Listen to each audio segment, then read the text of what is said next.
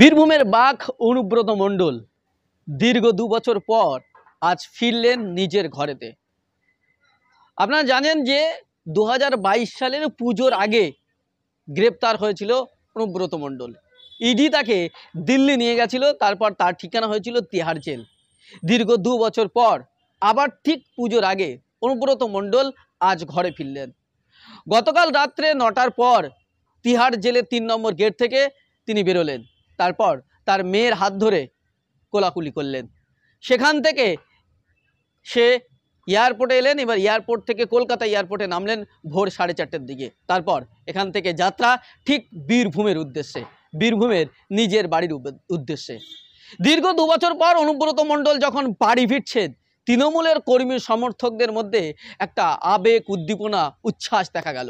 চারিদিকে বাঘ ফিরছে, বাঘ আসছে, এই আওয়াজে কলরব হয়ে গেল গোটা বীরভূম। প্রসঙ্গক্রমে আজকে কাকতালীয়ভাবেই মুখ্যমন্ত্রী মমতা বন্দ্যোপাধ্যায় আজ বীরভূমের প্রশাসনিক বৈঠকে তিনি গেছেন, সেখানে আছেন। শোনা যাচ্ছে মুখ্যমন্ত্রী মমতা বন্দ্যোপাধ্যায় আজ অনুব্রত মণ্ডলের সঙ্গে দেখা করবেন কিংবা করবেন না সেটা পরের কথা।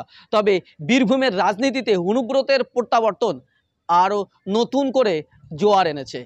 তৃণমূল কর্মী সমর্থকদের মধ্যে আরও আবেগ, উদ্দীপনা, উচ্ছ্বাস বেড়ে গেছে। অনুব্রতহীন বীরভূম জেলায় 2টি নির্বাচন চলে গেল, 2023 পঞ্চায়েত নির্বাচন এবং 2024 লোকসভা নির্বাচন। 2টি নির্বাচনে কিন্তু তৃণমূল ভালো ফল করেছে, কিন্তু মিস করেছে সেই বীরভূমের বাঘ যাকে বলা হয় সেই অনুব্রত মণ্ডলকে।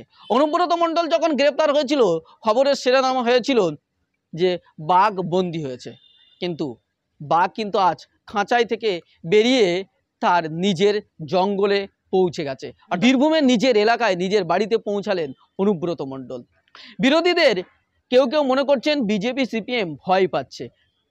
অনুব্রত মণ্ডল ফিরে এসে যদি বীরভূমের রাজনীতির বাইরে বেরিয়ে গোটা রাজ্যের রাজনীতিতে অনুব্রত মণ্ডলের মাথা চলে আসে, তাহলে কিন্তু বেজায় চাপে পড়তে পারে বাম এবং বিজেপি।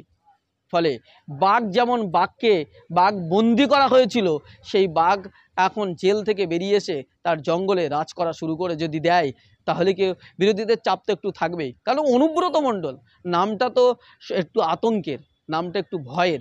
যদিও তার বিরুদ্ধে নানা অভিযোগে তাকে গ্রেপ্তার করা হয়েছিল, বিশেষ করে গরু পাচার মামলায়। তার আইনজীবী জানিয়েছে যে তার বিরুদ্ধে যে অভিযোগ করা হয়েছে তা একটাও তথ্য প্রমাণ দিতে পারেনি ইডি, সেজন্যই সে জামিনে মুক্তি পেয়েছে।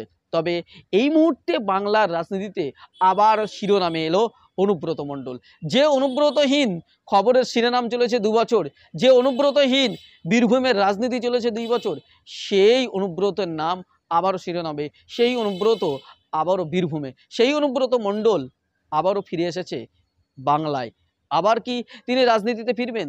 তৃণমূলের শ্বাসগ্রস্ত দেখে মনে হচ্ছে সে শুধু রাজনীতিতে ফিরবে না, রাজ্য রাজনীতিতে সে আবার নতুন মোড় ঘুরিয়ে দিতে পারে, বা তাকে নতুনভাবে পরিচালনা করা হতে পারে। হয়তো বীরভূমের জায়গা থেকে তাকে সরিয়ে এনে পুরো রাজ্যে তাকে বড় কোনো দায়িত্ব দেওয়া হতে পারে বলেই মনে করছেন রাজনৈতিক মহলের একাংশে।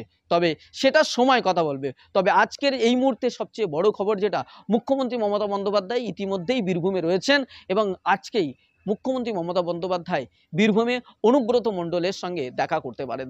আজকে মিডিয়ারা একেবারে উপচে পড়েছিল অনুব্রত মণ্ডলের বক্তব্য নেওয়ার জন্য। তিনি কি বলছেন যে কেমন আছেন? খুব ভালো আছি, রিল্যাক্স আছি, হয়তো একটু শুকনো দেহ হয়ে গেছে, শরীরটা একেবারে হালকা পাতলা হয়ে গেছে, তবে তিনি ভালো আছেন বলে জানিয়েছেন। এবং 2 বছর পর আবেগ ঘন মুহূর্ত একটা দেখা গেল। 2 বছর পর যখন অনুব্রত মণ্ডল নিজের ঘরে ঢুকলেন, নিজের এলাকায় ঢুকলেন এবং তখন তিনি কান্নায় ভেঙে পড়লেন যে 2 বছরের স্মৃতি, যে 2 বছর এইগুলোকে মিস করেছেন, সেটা তার যেন স্মৃতিতে ধরা পড়েছে।